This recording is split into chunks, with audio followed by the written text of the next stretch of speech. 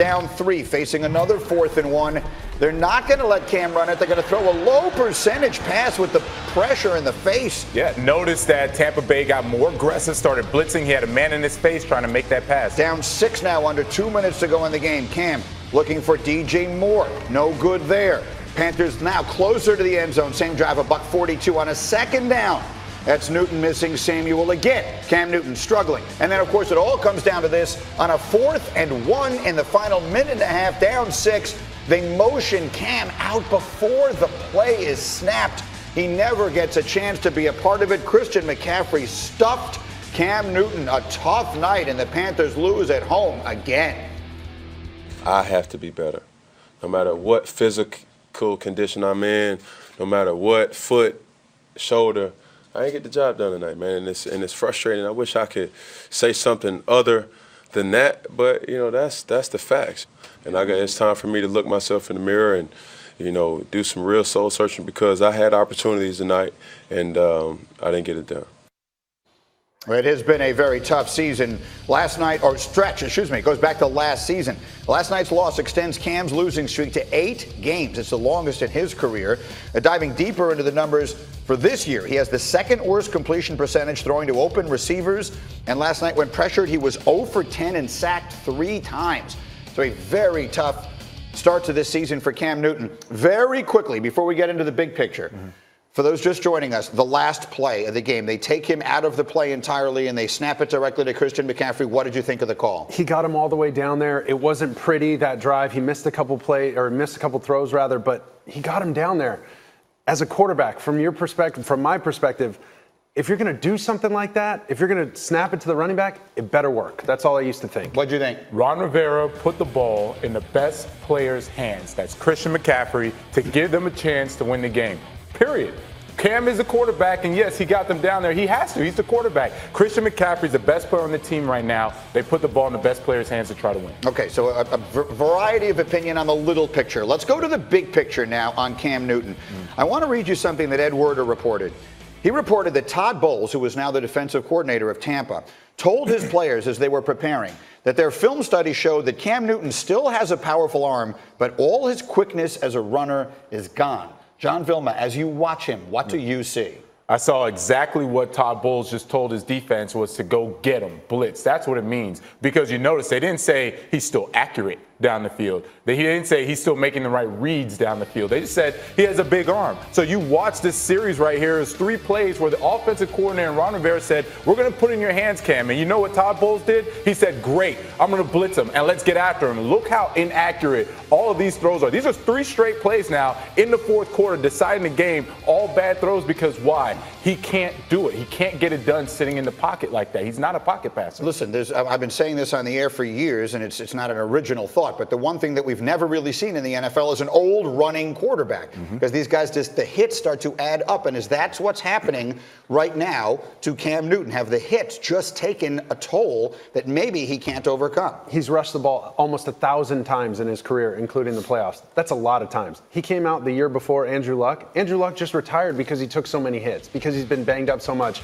This guy's been hit more than anybody in the last however long he's played, right? Yeah, I mean, at some point it wears on you. But when he's healthy, we've seen him be the MVP of the league. He's one of the most gifted players that this league has ever seen. So you just root for him to get healthy. But right now in this state, it looks to your grim. point, Mark, I should reference, it was a beast trying to go against him in his younger years. I played against him twice in the division. He was a tight end playing quarterback. Phenomenal athlete, but that doesn't mean that he is not limited right now. He is limited in his running ability, which is hurting him in the passing game, and it's hurting that Carolina offense. You saw it in the game. You saw the numbers. 0 for 10 against the blitz. You know, at halftime, you know what they say? How are we doing on 3rd down? What did we do last time? Okay, we blitzed them, and we're good. It's working. Okay, he didn't Keep going. Get him again. That's right. Sick him. Send the dog. Let's go. Do it again. Until he beats you, keep doing it. Does he need to reinvent himself in order to have a second act in his career? He's 30 years old. Does he need to change the way he plays? I've had this fight on the air for years. Right. That what he's doing is just not sustainable in the long run.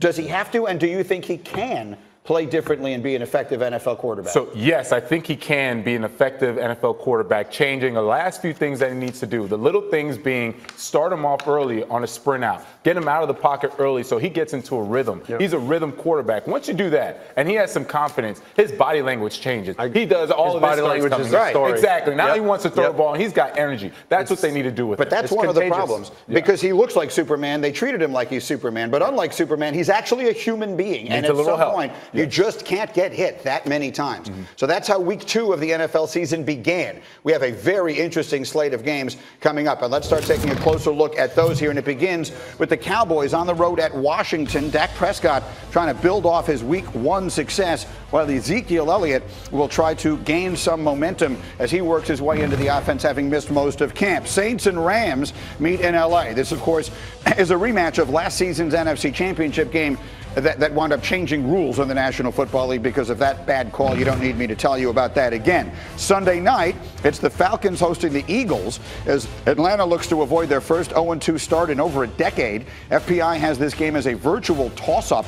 Atlanta basically a 50.1% chance to win. And then a huge game in the NFC North. Green Bay hosting the Vikings. Matt LaFleur trying to become the first coach to win the first 2 games as Packers coach since a guy named Vince Lombardi did it in 1959. So those are some of the interesting team matchups. Bobby's going to take us inside now and look at some of the more individual matchups in these games, and it starts with the Vikings and Packers. The Vikings want to run the football. Mike Zimmer loves it, and it's going to be Dalvin Cook against that Packers defense. The Packers want to go 6 defensive backs. They're not going to be able to do this against the Vikings. The Vikings go 3 tight ends a lot. Last week they did it with great effectiveness. You see it here, but it looks like 11 personnel or 3 wide receivers on the field. Dalvin Cook's able to get to the line of scrimmage. The offensive line opens it up, and here's where the difference is. They're seeing a simple coverage, and now you have tight ends mauling defensive backs down the field, able to get that extra yardage. Now we see it a more traditional set with 3 tight ends in the red zone, pulling one around, helping them lead the way. The Vikings offensive line did a great job against the Falcons, walling it down, tight end pulling around here, and you see Dalvin Cook going to find a lane and then put his foot in the ground and grind on through and be able to find the end zone. Almost 10 yards per carry when the Vikings are on the field and 3 tight ends. Great start for him. Meanwhile, Seahawks and Steelers, what are you watching? We're going to do Russell Wilson down the field, deep ball against the Steelers defense. DK Metcalf down there at the bottom, man-to-man coverage, seeing pressure now in his face. Russell Wilson's going to identify the pressure. They block it up, and he's going to look down the field with tremendous spacing right here. You can't give him that type of time. Down the field, DK Metcalf, unbelievable throw, great catch to his new weapon.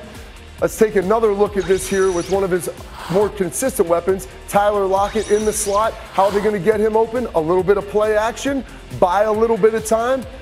Russell Wilson fakes the handoff, drifts out, not a soul in sight. Tyler Lockett running down the middle of the field. Tom Brady did this last week against the Steelers defense with immense success. Russell Wilson can do the same again. And then finally, the NFC Championship rematch, Saints and Rams. Best receiver in the NFL, and Michael Thomas, at least the most productive.